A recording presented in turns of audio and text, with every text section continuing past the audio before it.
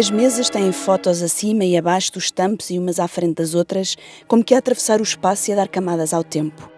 Há fotos do ultramar, a preto e branco, um soldado segura uma mama a uma preta exíbia sorridente, das muitas que vimos nos álbuns de guerra que os nossos pais ou avós fizeram quando cumpriram serviço numa das colónias portuguesas, das muitas que vimos e desviámos a cara e fizemos por não guardar na memória o olhar daquela mulher exibida qual animal exótico. Tentámos apagá-lo, achámos que o fizemos, mas a impressão desse olhar ficou. É a porta dessa impressão que o artista plástico Vasco Araújo abre através dos seus trabalhos mais recentes, como é o caso da exposição intitulada Botânica, que nos obriga a colocar de novo nesse papel, o da relação de abuso com o outro ao nível mais profundo e invisível, o do íntimo e o do doméstico.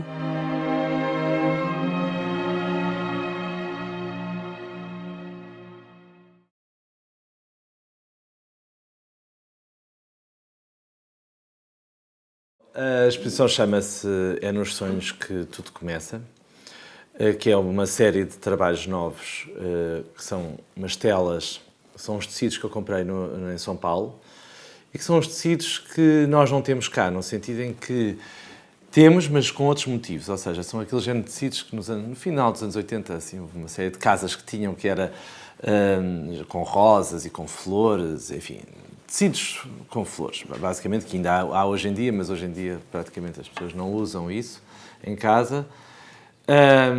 Mas este tinha uma característica especial, que eram só com motivos tropicais. O que era absolutamente bizarro para mim e tem um efeito de exótico, não é? Algo que não é da Europa, não é ocidental do norte, do hemisfério norte, mas sim do hemisfério sul, ocidental do hemisfério sul. E o que eu fiz foi, engradei como se fosse uma tela e pintei por cima um texto. Os textos são a partir de 2 livros e outros são originais meus. Os livros são os cadernos coloniais da Isabela Figueiredo e o Iaca do Pepe Tela. O que é que estes livros têm em comum? Têm a relação entre os europeus portugueses e os africanos, no caso Moçambique e Angola, mas com uma particularidade, porque, enfim, neste meu desenvolvimento sobre o olhar sobre o outro, a relação precisamente colonialismo, pós-colonialismo, enfim, a relação com o outro no sentido mesmo literal de Europa, África, há uma questão que nunca se fala, ou seja, nós sabemos muita coisa sobre a escravatura, há muitos livros sobre escravatura, há muitos livros também sobre, não há muitos, mas há alguns livros sobre a questão do pós-colonialismo e colonialismo, mas ninguém fala de uma questão que é a relação doméstica, que é a mais problemática, quanto a mim, de todas, porque é aquela que não se fala, ficou dentro de uma casa, ficou só na memória das pessoas, e essas pessoas, até a maior parte delas já morreram, e portanto já não existe sequer. E tanto o livro do Pepe Tela como da Isabela falam disso, nitidamente. Portanto, eu parti, tirei bocados dessa coisa e depois construí. Portanto, cada tela tem uma espécie de uma pequena história. E outras inventei, literalmente, da minha cabeça e de coisas que, enfim, que imaginei que se podiam ter passado.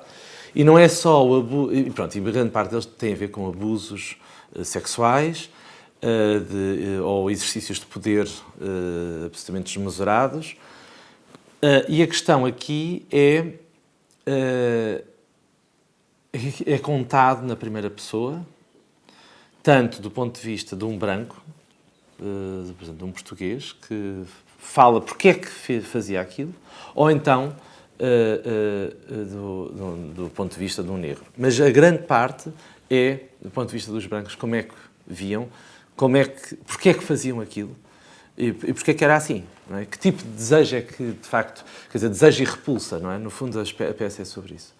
E daí este título, É nos Sonhos que Tudo Começa, porque é no desejo, é num sonho que tudo pode começar. A perversidade e o abuso.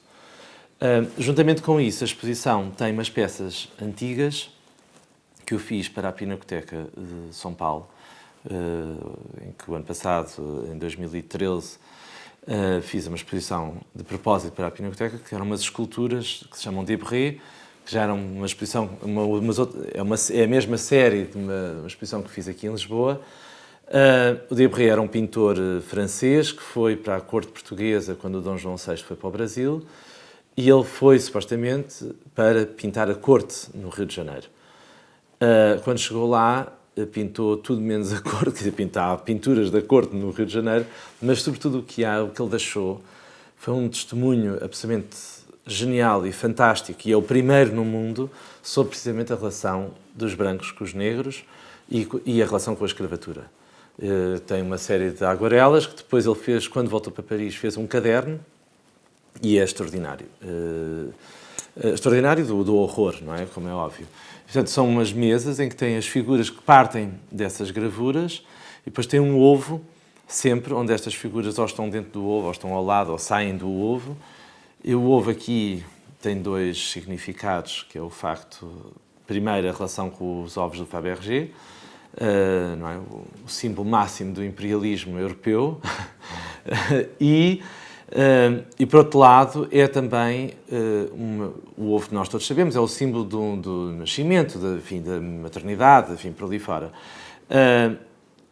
E é no Brasil, não só no Brasil, mas sobretudo no Brasil, que se dá a grande questão da mestiçagem, não é? E da mistura, de facto, dos europeus com os africanos.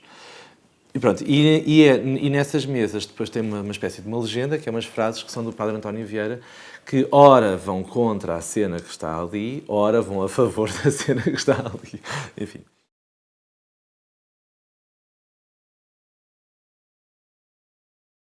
Eu acho que me interessa o olhar para o outro. Que o exemplo melhor, como é óbvio, assim, e mais óbvio, e na nossa sociedade contemporânea, ainda é a questão do racismo, não é? Portanto, e a diferença maior de todas não é a cor dos olhos, mas é a cor da pele. E é essa que suscita ainda todos os movimentos contra e a favor, enfim, por aí fora. Mas, de facto, o que eu estou interessado é a relação com o outro. E a relação com o outro não é só branco-preto, não é só branco-amarelo, é também eu e tu. Eu enquanto homem, tu enquanto mulher, ou eu enquanto português e o outro enquanto português também. Somos todos diferentes. E, portanto, qual é a fronteira, ou qual é a compaixão e a... Eu não gosto da palavra compaixão, mas até onde é que vão os nossos limites de aceitar o outro como um ser diferente? E isto não... Claro que tem os exemplos melhores ao longo de toda a história da humanidade, de facto, nesta coisa de, por exemplo, a Europa olhar para a África ou para o Hemisfério Sul como raças inferiores. E daí, por exemplo, toda a exposição que eu tenho agora no Museu do Chiado, que vem precisamente nessa linha, não é? Da construção do exótico, que no fundo era só para falar de duas coisas. Uma era racismo e a outra era exercícios de poder. As exposições dos Jesus humanos, que eu uso as fotografias em algumas das esculturas, tinham dois propósitos. Um era mostrar aos europeus os impérios, enfim, e as novidades do império das grandes potências europeias, e, por outro lado, era também a questão do exótico, de mostrar algo que era absolutamente estranho e que as pessoas não estavam habituadas, como quem vai ver animais selvagens. Aliás, a primeira exposição feita em Paris, em 1893, acho que é 1993, ou 96, não tenho a certeza, era numa época, portanto, isto, ainda por cima temos que pensar uma coisa, que isto vem numa época em que é precisamente quando se dá a questão da divisão da África, a Conferência de Berlim em 1890, portanto, os impérios são realmente delineados e portanto, a Europa, tanto a Inglaterra como a França, tiveram a necessidade de mostrar isso, e é construído um dos primeiros jardins zoológicos, os animais morrem todos e eles tiveram a ideia de substituir os animais pelos seres humanos. Portanto, isto...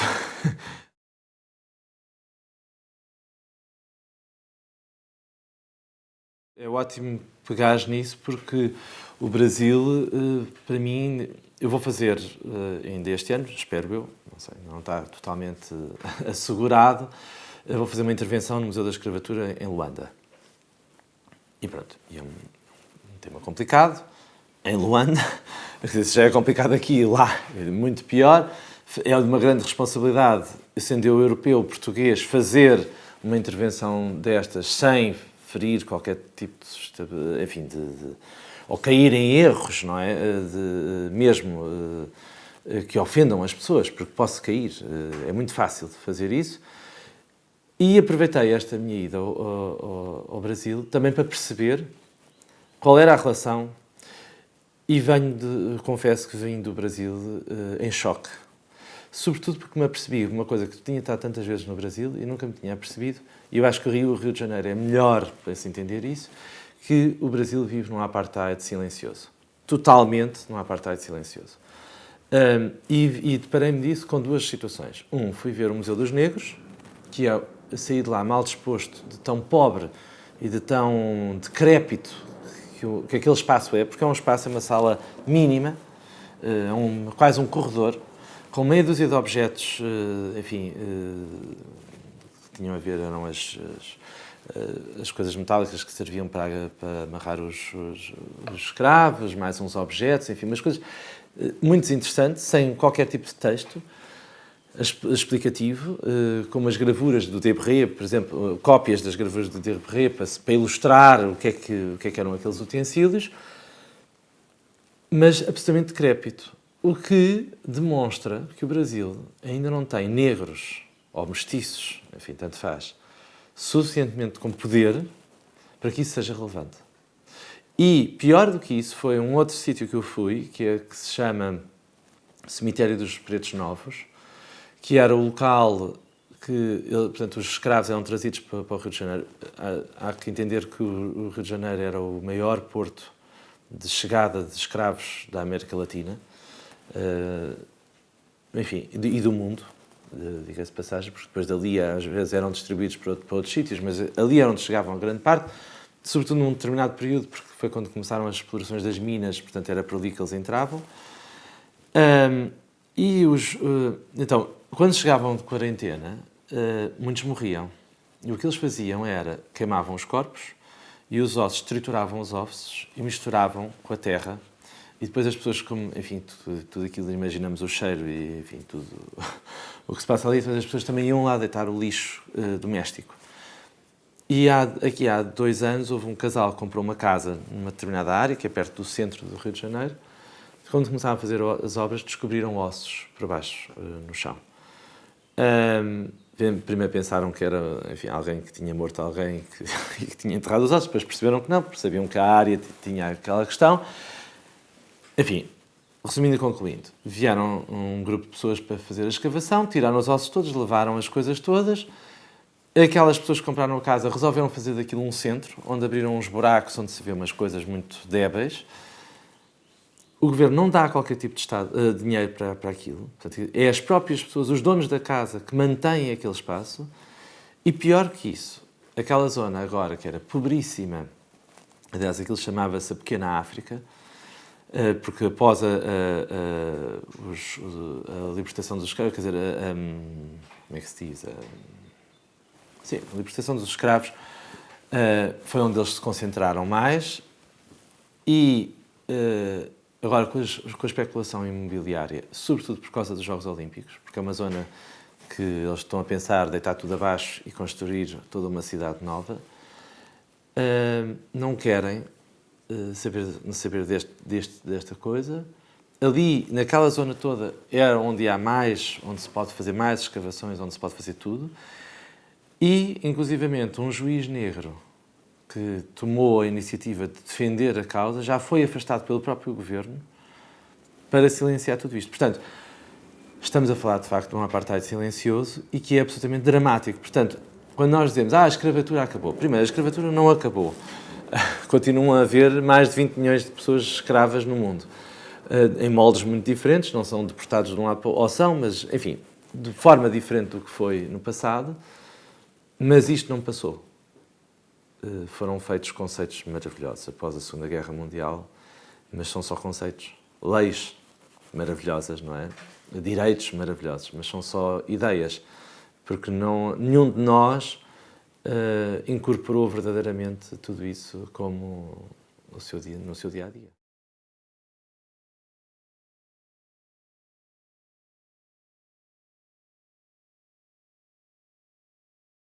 A exposição do Museu do Chiado, aquela série, é uma coisa que venho a desenvolver desde 2011 e que acabou agora.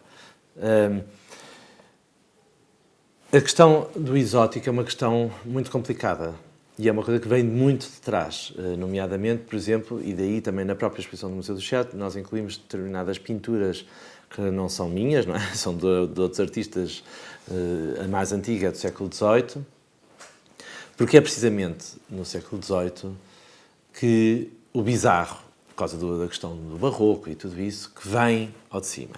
E, portanto, é retratado, não quer dizer que, por exemplo, no Império Romano já não houvesse frescos com negros misturados, enfim, por aí fora, mas enfim, nesta nossa cultura mais próxima, não é, ocidental, é precisamente nessa época que a questão do bizarro e do exótico aparece de novo. E, nesse sentido, há uma cavalgada por aqui fora, não é? Que foi permitindo e permite coisas até hoje inacreditáveis. E é disso que a exposição está a falar. Porque parece que tudo aquilo foi há 100 anos atrás e que agora já está tudo resolvido. Não, não está nada tudo resolvido, porque até 2004 havia pretos empalhados no Museu de História Natural em Inglaterra. E a história da Vênus Autotemane estava até também em 2007, esteve no Museu do Homem em Paris, os restos mortais dela, não é? Portanto, ou seja, o que foi esquartejado do corpo dela.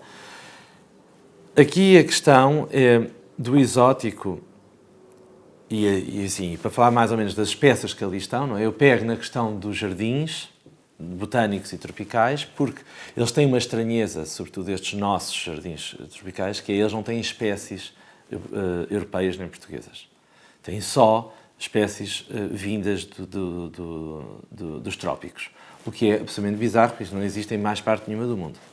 Claro que ele vem de uma tradição do jardim tropical, do jardim botânico do Rio de Janeiro, mas aí faz todo sentido, porque as espécies são de lá. Cá não faz sentido. Faz sentido porque os portugueses, enfim, foram os grandes responsáveis, por exemplo, por nós termos bananas hoje em dia no mundo inteiro, por exemplo, como outra coisa qualquer. Ou como os espanhóis foram os responsáveis de comermos hoje tomate e dos italianos fazerem coisas com tomate, não é? Por exemplo, porque não existia. Os tomates não existiam na Europa. Agora, a questão aqui, portanto, através desses jardins que são construídos também através dessa noção do exótico, e é uma forma também de domesticar o selvagem e de mostrar o selvagem de uma forma ordenada, porque aqueles jardins depois são ordenados, têm alas, avenidas, com palmeiras, com não sei o quê, portanto não é uma selva. Por vezes pode haver um momento ou outro que parece uma selva, mas não é. São perfeitamente ordenados, classificados por ali fora. E o que é mais estranho é que, precisamente, sendo que a África e todos os povos que viviam em África sempre foram considerados inferiores aos europeus, por uma questão de estratégia geopolítica só e mais nada, e preconceito também. E, por outro lado, mas depois o problema é o desenvolvimento disso, que é estas exposições dos Jesus humanos, não é? Que se perpetuou até 60 e com exemplos posteriores que, por exemplo, na Guerra Colonial Portuguesa, em que nenhum soldado, e não era só porque tinham pouca instrução, não, ia dos que tinham muita instrução aos que não tinham instrução nenhuma, achavam que era normal abusarem, mexerem, tocarem, tirar fotografias como se animais se tratassem. Ou de um objeto. Eu nem digo animais, porque eu até acho que os animais nem sequer também deviam ser tratados daquela maneira, mas, enfim. E, portanto, este perpetuar desta mentalidade que é uma mistura entre o exótico e o abuso e o poder, não é? E o exercício do poder, é até hoje. Está até hoje. É muito não nos parece hoje tão claro, não é? Porque com as tais leis fantásticas do pós-guerra, da Segunda Guerra Mundial, há uma série de pessoas um bocadinho mais acordadas, enfim, e já tudo se misturou mais, mas mesmo assim, enfim. E basta ver, por exemplo, um exemplo muito simples, e é aqui no nosso país. Quantas pessoas é que nós temos, por exemplo, quantos artistas plásticos negros há em Portugal? Quantos deputados negros é que há em Portugal? Quantos amigos é que nós temos negros? E isso é porquê? Porque somos racistas? Não, porque há uma separação. E essa separação é feita por nós, por eles, pela própria sociedade, pelo sistema. E, portanto, a botânica é também sobre isso.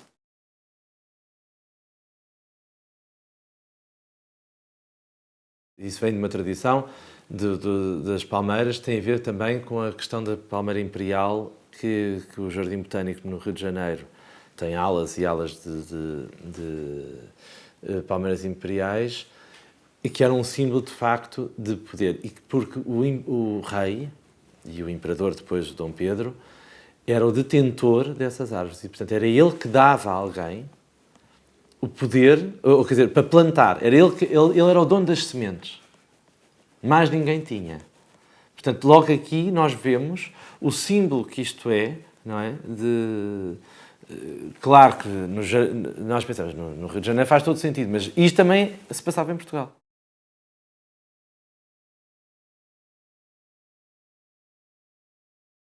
De facto, esta questão, não sei se a botânica fala tanto do doméstico, talvez não fale tanto do doméstico, fala do doméstico, sim, na forma, não é? Porque aquelas mesas não têm um ar científico, elas não são mesas de análise de botânica, são mesas domésticas e, de facto, dos retratos, não é? E os retratos é onde nós guardamos as nossas memórias. E está lá tudo guardado, porque as pessoas morrem e acabou o relato falado, não é? E, portanto, depois só ficam imagens que nós depois podemos projetar o que quisermos, que é o que eu faço sempre. mas é muito interessante. É muito interessante nós lembrarmos dessas coisas, não é? Lembramos sempre de uma casa qualquer que tinha uma mesa cheia de retratos, não é? E eles dizem imenso sobre aquela família, sobre aquelas pessoas. Portanto, isto é igual.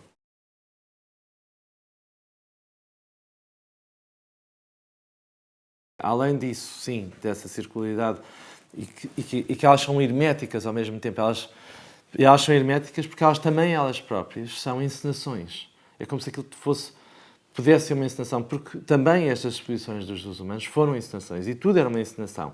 Porque, na realidade, como nós sabemos, não há nenhum africano inferior a nenhum europeu e por aí fora, não é? Portanto, era tudo uma encenação para que os europeus vissem aquelas pessoas sempre como inferiores. As grades também estavam lá a fazer uma coisa. Estas pessoas podem ser perigosas. Eles podem atacar. Coitados, morreram todos, a maior parte deles, com gripes e com isto e com aquilo. Uma das piores imagens que poucas pessoas reparam, porque não é muito nítida, tem uma cerca e tem um lago. Então, os negros a tomar banho. E estão um monte de gente, brancos, claro, parisienses, a ver. Como se estivessem a ver os hipopótamos a tomar banho, não é? E isto, a gente percebe logo que a relação, não é? É uma relação de dominador-dominado, enfim, de um exercício de poder do pior que pode haver.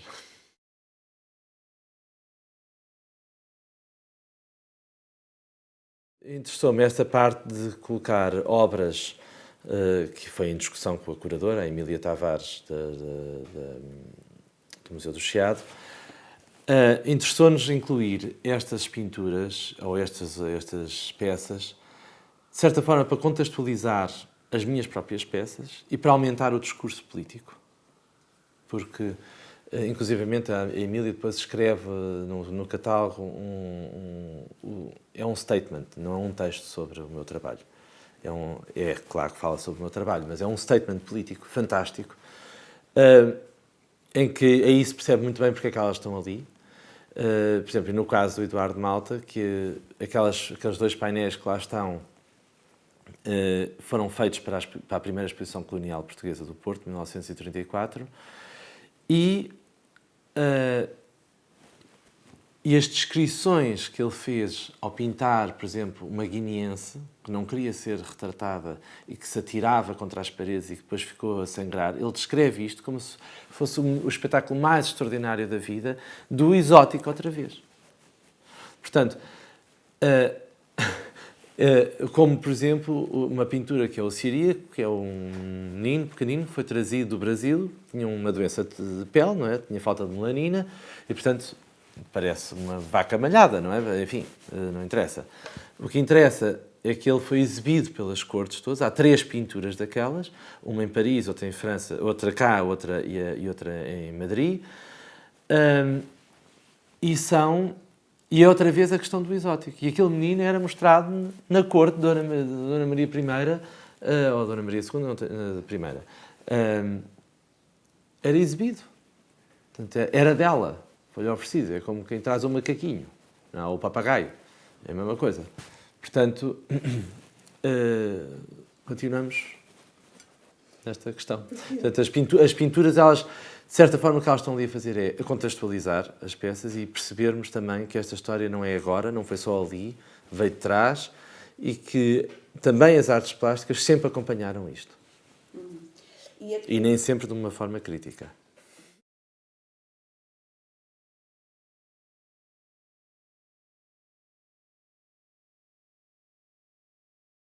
Fiz um outro trabalho, que é um filme, que é o Retrato, que só uso pinturas do Eduardo Malta. Quer dizer, o Eduardo Malta, eu acho esteticamente muito interessante, apesar de que, enfim, toda a gente me irá fazer muitas críticas sobre isso, mas eu acho mesmo interessante. Não sei se esteticamente propriamente, mas acho interessante a estética ao serviço de uma ideia. E nisso é perfeito. Tem um problema. É que a ideia é errada. Ou seja, o facto de ele, por um lado, pintar coisas ao serviço do regime, mas, por exemplo, também pintou milhares de retratos de pessoas privadas, da alta sociedade, em que ele alonga sempre levemente o pescoço e estica um bocadinho o nariz. E, portanto, em que há uma certa ideia, quase ariana, ou de rássica, não é? De emendar o defeito para cumprir um ideal de beleza. Um bocadinho como os gregos fizeram, não é? Com a criação de cânones, não é? Aqui não era propriamente isso, era pior, porque era ao serviço de uma ideologia que não era propriamente a mais agradável. E, portanto, o Eduardo Malta, nesse sentido, era um problema também. Mas é uma mentalidade. E é uma época. Portanto, não é propriamente só... Eu não estou a dizer culpa, mas não é só... É inserido dentro de um contexto.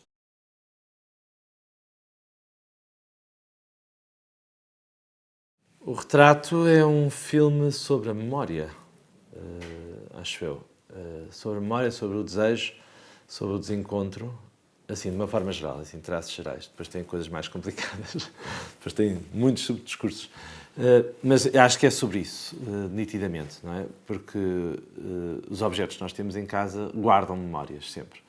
Memórias que vão desaparecendo ao longo do tempo, não é? Porque já não há mais ninguém para contar nada sobre o que é que eles tinham, porque é que eles foram comprados, porque é que eles existem ali. Mas eu acredito que os objetos, ao viverem connosco, eles guardam memória, eles guardam sons, eles guardam coisas. Muito mais ainda as esculturas e as pinturas. E então, sendo retratos de pessoas, ainda mais, porque, de facto, aquela pessoa, mesmo que tenha sido alterado o pescoço ou o nariz, há qualquer coisa, a pessoa tem que se sentir retratada ali, não é? Portanto, de certa forma, reteve a imagem daquela pessoa, é como quem tira uma fotografia. E nesse sentido, achei que uma casa vazia de pessoas, cheia de objetos, cheia de retratos, eles só podiam falar uns com os outros e falar sobre... E depois há um mistério, talvez, naquele filme, que é o facto de tu não perceberes qual é o tempo daquilo. Se foi ontem, se foi há 40 anos atrás ou se foi há 100. E mesmo se cada bocado dos capítulos, dos 9 capítulos, se são todos sequenciais ou se é um foi hoje, o outro é daqui a 15 dias, porque o filme começa com o personagem a dizer há quantas horas é que eu estou a falar, não é? Portanto, aquilo está sempre tudo a falar, está sempre tudo a viver, não é? As casas continuam todas a viver, mesmo depois das pessoas morrerem. E depois há esta questão que é a memória ligada ao desejo e ao desencontro. porque nós somos seres que desejamos e também somos seres que nos desencontramos, de certa forma, não é? Às vezes desejamos uma coisa que não estava preparada para nós e, portanto, nós separamos-nos nesse momento. E isso cria-nos angústia, cria-nos muitas outras coisas. Enfim, por aí fora.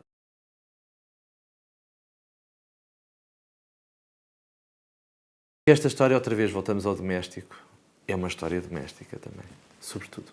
E, portanto, ele tem esse lado, não é? Aqueles objetos prendem uma coisa e, por exemplo, naquele diálogo, há um diálogo que eu gosto particularmente, o texto é do Zé Maria Vieira Mendes, que eu gosto muito, e que é muito críptico e é muito angustiante ao mesmo tempo e agressivo. E há uma parte horrível que é um retrato de um homem que diz beija-me preta, e aí aparece uma estátua de uma estatueta africana e ela diz o nosso amor acabou. E ele diz lamba o chão, o nosso amor acabou.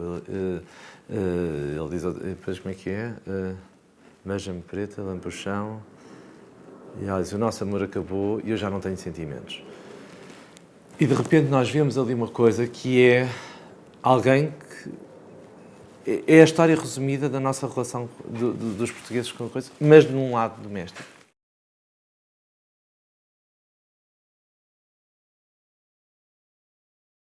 A memória é uma coisa muito complexa, não é? Porque a memória, nós só temos memória, quer dizer, a forma como é que nós construímos a memória, como temos logo ver isso. A primeira coisa é, não há uma memória exata.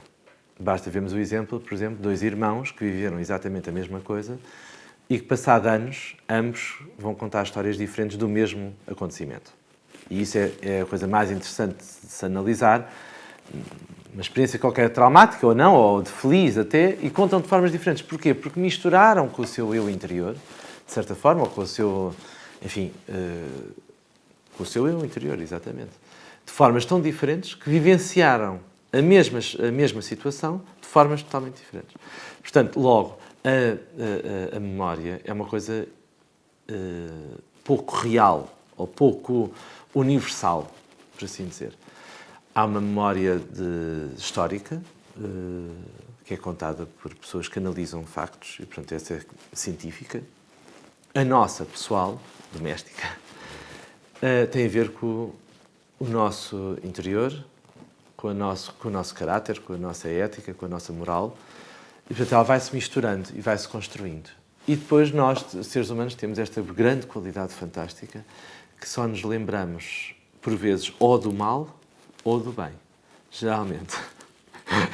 Nunca nos lembramos só. Nunca nos lembramos das duas coisas. Ou seja, talvez uma pessoa um bocadinho mais depressiva tenha tendência para se lembrar sempre das coisas horríveis que lhe aconteceram, e aquela que é mais liberta lembra-se sempre de coisas fantásticas que lhe aconteceram. Também há os que se lembram das duas coisas, mas enfim.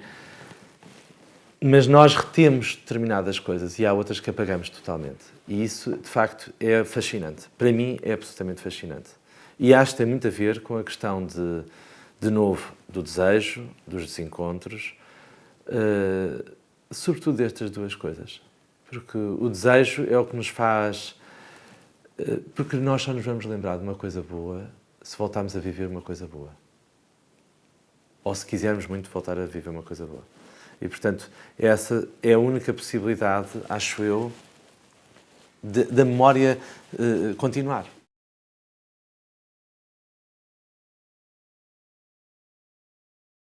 A verdade não há.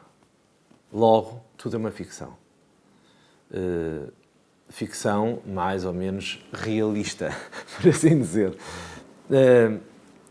E, portanto, quer dizer, não estou a falar de ficção quase de loucura, não é? Que as pessoas vivam realmente uma ficção quase cinematográfica, por exemplo, ou teatral. Mas a ficção no sentido em que nós inventamos tantos mundos, ou seja, o nosso desejo é tão grande sobre determinadas ideias, por exemplo, em relação ao amor, não é? O facto de, por exemplo, nós queremos encontrar uma pessoa qualquer, nós imaginamos essa pessoa, não é? E se calhar podemos nunca achar. Portanto, vamos ser infelizes para o resto da vida porque não encontramos aquela pessoa. Logo, isto é uma construção fictícia de um desejo. E é uma ficção, de certa forma. E, portanto, o Teles era isso. Não é? Quando há um personagem feminino que chega E eles perguntam o que é que ela está a procurar, ela diz de um homem glorioso. Ora, o que é um homem glorioso, não é? É nada, é zero, não existe, não é? Como, por exemplo, o travesti também, que deseja milhares de coisas, quer dizer, deseja ser feliz, basicamente, não é? E que os miúdos, os gêmeos, põem em causa o facto de ele usar uma peruca, no fundo, ele próprio, um personagem fictício, como é que ele pode querer a verdade, ou como é que ele pode querer ser feliz quando ele próprio se mente a ele próprio, ou ele se mascara de uma outra coisa, não é? Portanto, não é mentira, ele próprio mascara-se outra coisa, portanto, ele constrói uma realidade sobre a realidade. E basicamente, eu acho que o filme é sobre isso, quer dizer, é sobre essa procura, é sobre a procura da felicidade, mas é também a procura de uma verdade interior de cada um, que é para isso que nós estamos aqui a viver, não é para mais nada, acho eu.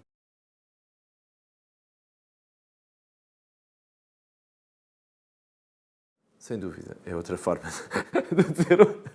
Não, sem dúvida. Deixar de procurar sempre tanto a verdade como sendo... Sim, mas, pois, porque a verdade tem um peso, também ele moral e também ele ético, não é? Aliás, o filme foi bastante atacado por causa disso, não é? Mas eu, por exemplo, eu gosto da ironia do Diógenes, não é? Da impossibilidade. Claro que ele dizia isso porque ele tinha uma descrença profunda no ser humano. Eu não tenho nenhuma descrença profunda no ser humano, pelo contrário, tenho uma crença profunda no ser humano. Mas acho que a ironia de andar com uma candeia durante o dia à procura de um homem verdadeiro, quer dizer, não há luz mais forte que o sol, portanto não há nenhuma candeia que irá iluminar ninguém, e portanto, e há a impossibilidade, porque é impossível nós encontrarmos alguém perfeito, porque nós, imediatamente quando encontrarmos, imaginamos logo outro. Eu acho que isto talvez seja um dos trabalhos mais... Eu defino, de um tempo para cá, o meu trabalho como psicologicamente político. Ele não é político. Eu acho que o meu trabalho não é político, não é interventivo, não é... Ele mas do ponto de vista psicológico. E eu acho que esse trabalho é isso. E as reações não foram muito boas, porque ele mexe muito com as pessoas, porque põe realmente em causa até que ponto é que nós inventamos a nossa própria realidade a um nível que de repente estamos numa prisão. Ficamos fechados num claustro.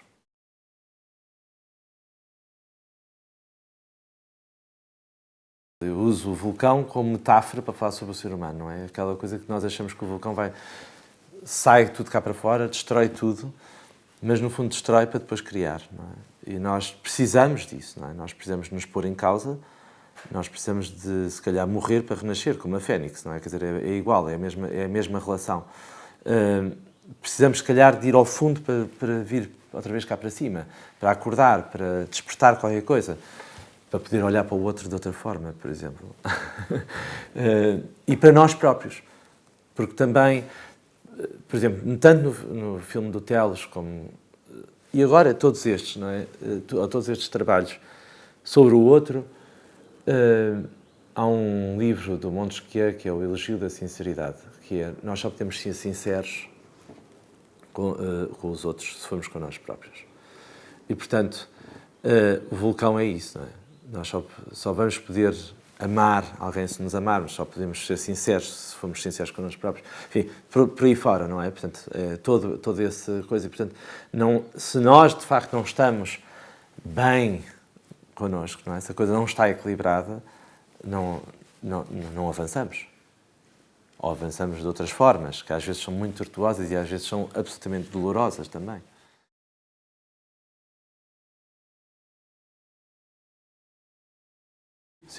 Tudo é um efeito de espelhos. Não há mais nada.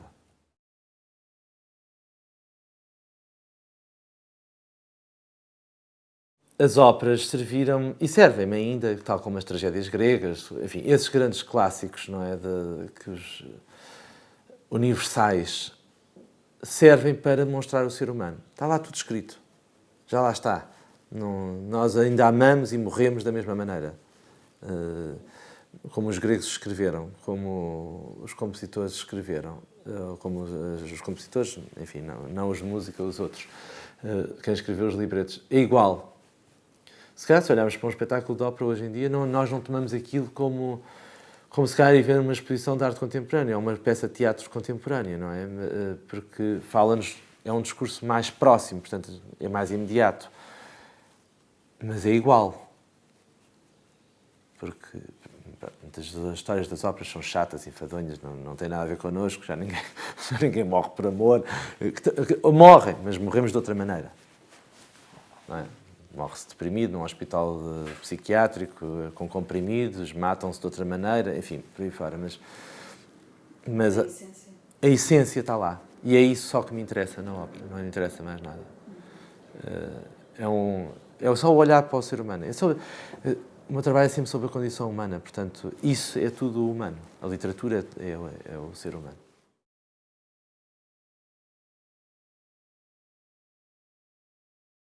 É uma defesa, não é?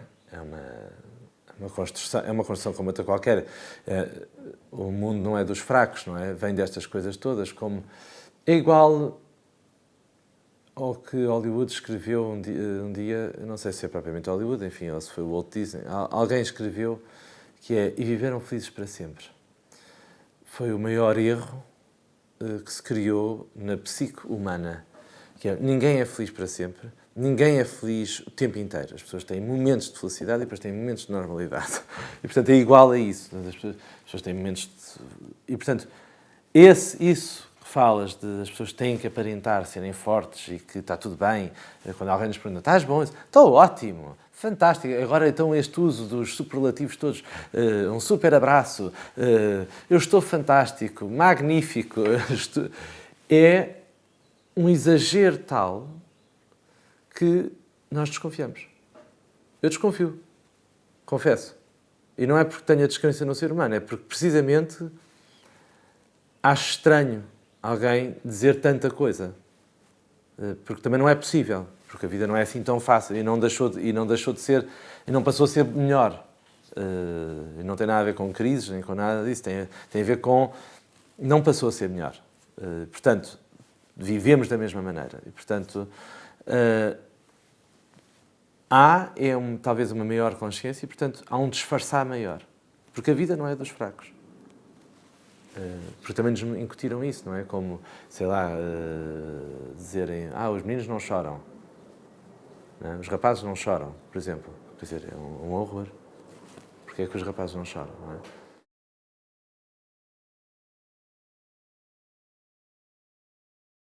Cláudia, porque eu digo sempre uma coisa há muitos anos que falo sobre isso, que é, eu não me interessa para nada os momentos felizes. Não é porque eu sou deprimido ou porque eu acho que... É porque é nos momentos de fraqueza, é nos momentos difíceis, é nos momentos de grandes dúvidas, que as pessoas perdem o chão, que as pessoas se revelam. Que o ser humano se revela. No seu melhor, no seu pior. Mas é nesses momentos.